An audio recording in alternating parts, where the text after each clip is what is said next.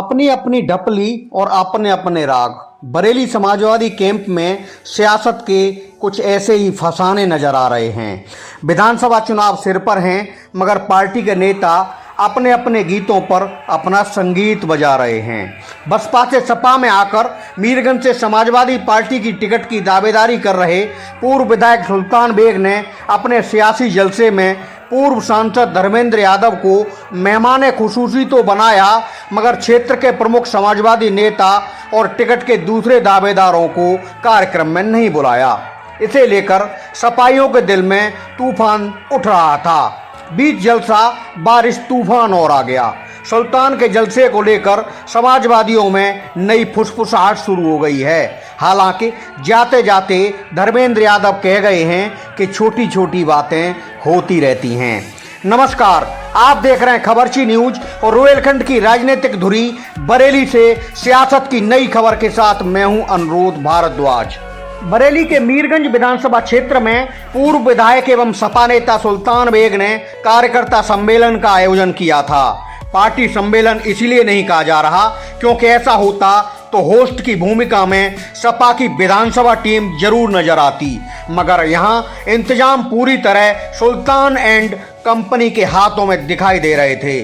Party नेताओं ने team खबरची को बताया कि सम्मेलन के आयोजक सुल्तान बेग की ओर से मीरगंज विधानसभा के अध्यक्ष सुरेश गंगवार, सपा की टिकट के प्रमुख दावेदार शेरगढ़ ब्लॉक प्रमुख भूपेंद्र कुर्मी, शीशगढ़ के चेयरमैन हाजी गुड्डू, साधना राजपूत, गंगा सिंह लोधी और ओम प्रकाश दिवाकर जैसे प्रमुख समाजवादी नेताओं को आमंत्रित नहीं किया गया। मीरगंज में इन नेताओं के अलावा सपा में और कोई प्रमुख नाम सुल्तान के अलावा नजर भी नहीं आता है। कार्यक्रम के आयोजन से पहले ही इसे लेकर कानाफूसी शुरू हो गई थी।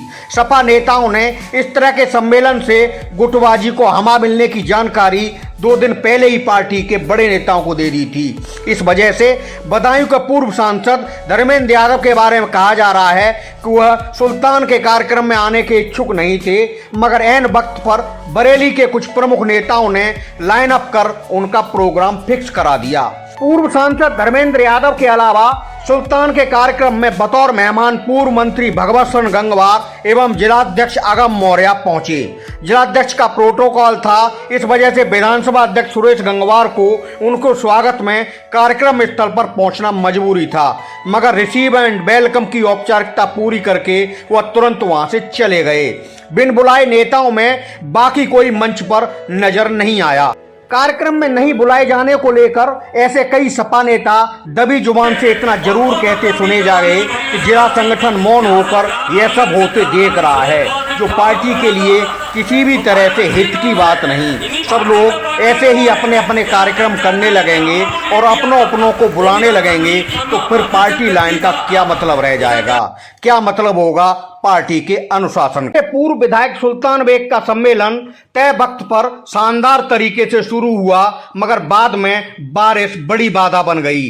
ठीक ठाक भीड़ जुटने के बाद जब बारिश ने अपना रंग दिखाना शुरू किए तो लोग पानी की बौछारों से बचने को सिर पर कुर्सियां रखे नजर आए। तमाम लोग बगैर नेताओं को सुने ही वहां से चलते बने। पूर्व मंत्री भगवत सिंह गंगवार, जिलाध्यक्ष अगम मौर्य और कार्यक्रम संयोजक पूर्व विधायक सुल्तान बेग ने सम्मेलन के मंच पर सत्तारूढ़ भाजपा के खिलाफ तमाम जोशीले अंदाज में अपनी बातें कहीं और दावा किया कि अगली सरकार यूपी में समाजवादी पार्टी की ही बनेगी। वहीं सुल्तान के सम्मेलन के खास मेहमान धर्मेंद्र यादव भारी बारिश के बीच कार्यक्रम में पहुंचे और बारिश में जल्दी अपना शॉर्ट भाषण पूरा किया। इसके बाद वह मीडिया से भी मुखातिब हुए। पत्रकारों ने पूर्व सांसद धर्मेंद्र यादव के सामने खीरी कांड, किसान आंदोलन, चुनावी चुनौती के साथ पार्टी में उभर रही गुटबंदी जैसे ज्वलंत सवाल उठाए। अपने अंदाज में धर्मेंद्र यादव ने सत्तारूढ़ भाजपा पर निशाना साधा। सवाल जब गुटबाजी का आया तो उन्होंने ये कहकर बात साधी कि छोटी छोटी बातें होती रहती हैं। पार्टी मुखिया अखिलेश यादव के नेतृत्व में सपा पूरी ताकत से विधानसभा चुनाव में उतरेगी और अपनी ताकत का एहसास कराएगी। मीरगंज से टिकट को लेकर उन्होंने कहा कि पार्टी के मुखिया ही इस पर फैसला लेंगे। वह इतना कह सकते हैं कि मीरगंज में अब की सपा का परचम लहराएगा। आप खुद सुनिए और क्या क्या बोले पूर्व सांसद धर्मेंद्र यादव। पहुंचाई है। आज उन बीजेपी वालों से खड़े होकर पूछो 1,000 रुपए का पर सिलेंडर कौन गरीब परिवार का आदमी खरीदेगा। आए दिन अखबारों की सुर्खियां बढ़ रही है। कल एक सुर्खी थी कि एक महिला जो सिलेंडर नहीं भरवा पाई, 1,000 रुपए नहीं दे पाई, उसने आत्महत्या की है। यह है बीजेपी की सरकार, यह है बीजेपी के लोग। इसलिए मैं इस मौके पर कहना चाहता हूं, आज इस मौके पर संकल्प हो इस बात का कि उत्तर प्रदेश के अंदर माननीय अखिलेश यादव जी की सरकार को बनाना है। हमें बदला इस बात को भी लेना है। हमारे नेता बगल के जिले से ताल्लुक रखने वाले आनंद यादव साहब के साथ कितने अत्याचार और न्याय प्रोग्राम में शामिल हुए हैं कार्यकर्ता सम्मेलन में, इसका क्या उद्देश्य था? स्वाभाविक है 2022 के चुनाव में कार्यकर्ता साथियों को एक ऊर्जा भरने के लिए, उनको पार्टी की रीति नीति कार्यक्रमों से ओतप्रोत करने के लिए इस तरह के कार्यक्रम आयोजन किए जाते हैं। और आज मीरगंज क्षेत्र का कार्यक्रम आयोजित था, बहुत ऐतिहासिक कार्यक्रम।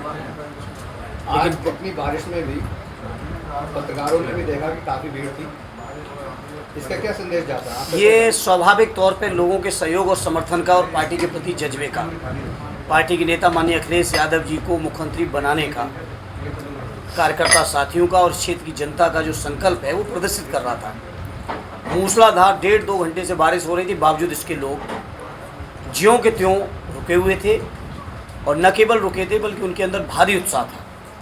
तो उसके लिए इस क्षेत्र के सभी जिम्मेदार साथियों को, पार्टी के और क्षेत्र की जनता को बधाई देता हूँ सर, क्योंकि ऐसे कार्यक्रम पत्रकार मित्रों आपने भी बिरले ही देखे होंगे जिसमें इतनी बड़ी बारिश में इतनी बड़ी तादाद में लोग। अध्यक्ष समाजवादी पार्टी के प्रत्याशियों की लिस्ट कब तक जारी होगी? राष्ट्रीय अध्यक्ष जी अपने स्तर से जानकारी ले रहे हैं सब तरह की, और जल्दी ही और समय से।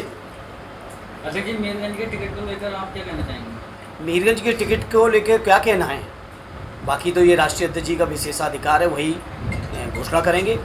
लेकिन मुझे यकीन है कि मीरगंज की जनता का जो आज मैंने जज्बा देखा है, ये समाजवादी पार्टी के पक्ष में बढ़म जाएगा। सांसद जी ये बताइए कि 2015 में हिंदू युवा वाहिनी के सुनील सिंह ने ये कहा था कि मुस्लिम औरतों को कब्र से निकाल कर रेप करेंगे। 2020 में माननीय अखिलेश यादव जी ने पार्टी में उनको शामिल किया, क्या मजबूरी रही है ऐसी? देखिए पत्रकार मित्रों, देश के सामने, प्रदेश के सामने बड़ी चुनौतियाँ हैं। आप नौजवान हो, ज़रा कभी नौजवानों की बेरोज़गारी की तरफ घुमाएं, आपको देखना चाहिए। किसान किस तरह से आत्महत्या कर रहे हैं, उनकी फसलों का मूल्य नहीं मिल रहा है, उनकी लागत लगातार नहीं, लगातार उनकी लागत बढ़ रही है, उनकी बर्बादी की तरफ हमें आपको पूरे समाज का चिंतन की ज़रूरत है। और इस तरह की बेबुनियाद बातों में न समाजवादी लोग फंसे न फंसने वाले हैं। ये सांसद जी जो लखीमपुर में अभी जो किसानों के ऊपर अभी जो भारतीय जनता पार्टी के गृह राज्य मंत्री भारत सरकार के ऊपर चढ़ाई है, इसमें आपका क्या कहना है?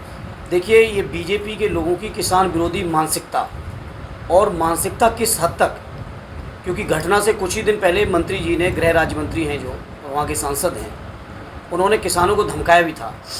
और कुछ ही दिनों के अंदर इतनी गंभीर दुर्घटना हुई जिसमें खुद उनके बेटे और उनके बेटों के साथी इन्वॉल्व हुए, जिसको छुपाने के लिए उत्तर प्रदेश की सरकार ने भी, केंद्र की सरकार ने भी लगातार कोशिश की। लेकिन हम लोगों को शुक्रगुजार होना चाहिए माननीय सर्वोच्च न्यायालय का, जिनके हस्तक्षेप के बाद उन किसानों को कुछ न्याय मिलने की उम्मीद जागी है। हालांकि बीजेपी के वही मंत्री आज भी देश के गृह राज्य मंत्री हैं, उनके गृह राज्य मंत्री रहते किसानों को न्याय मिलेगा इस बात की पूरी शंका है, और भय है कि इसका शायद किसानों को न्याय नहीं मिलने देंगे। सांसद जी, आपकी पार्टी जो है लगातार महिलाओं के हित की बात करती है और महिलाओं को आरक्षण देने की बात करती है, तो बरेली जिले की 9 विधानसभा सीटों में कितनी महिला प्रत्याशियों को आप टिकट देने का काम करेंगे? देखिए टिकट देने का जहाँ तक सवाल है वो राष्ट्रीय अध्यक्ष जी का अधिकार है, वो अपने स्तर से आकलन करके बेहतर से बेहतर पढ़ जो आपकी भावनाएं उनके अनुरूप ही कुछ ना कुछ करेंगे। जहाँ तक महिलाओं का सवाल है, समाजवादी पार्टी से बेहतर काम महिलाओं के लिए किसी ने नहीं किया।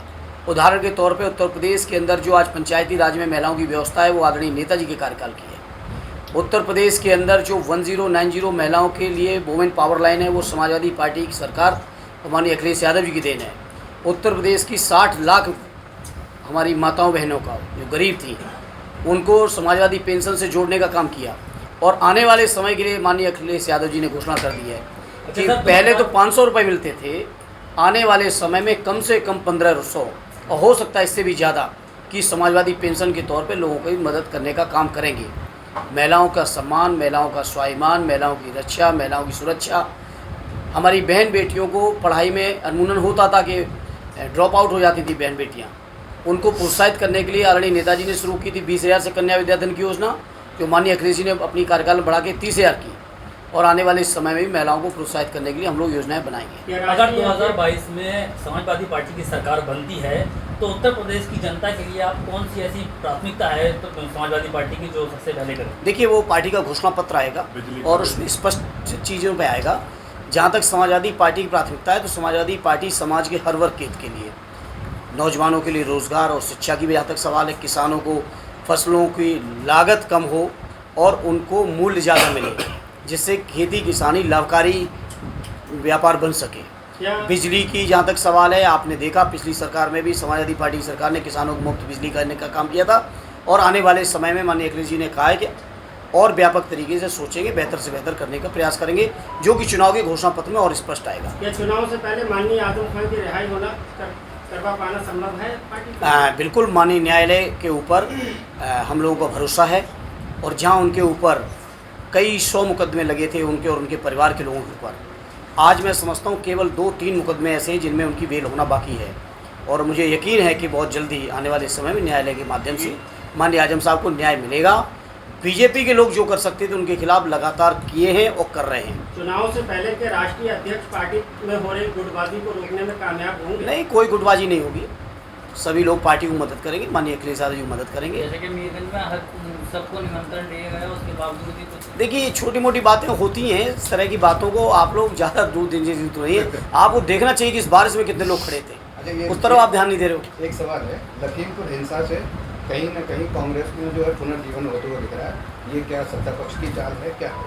नहीं, मैं इन बातों में नहीं आता। किसानों के साथ अत्याचार हुआ, अन्याय हुआ, शोषण हुआ और हो रहा है। पिछले 10-12 महीनों से लगातार किसान आंदोलनरत हैं। जो भी राजनीतिक दल है, अगर वो कोई काम करना चाहते हैं, आंदोलन करना चाहते हैं, करें, उसमें क्या दिक्कत है। लेकिन समाजवादी पार्टी के ऊपर लोगों को भरोसा है, विश्वास है, यकीन है। बरेली के मीरगंज से अनूप गुप्ता और दुर्गेश मौर्य की रिपोर्ट।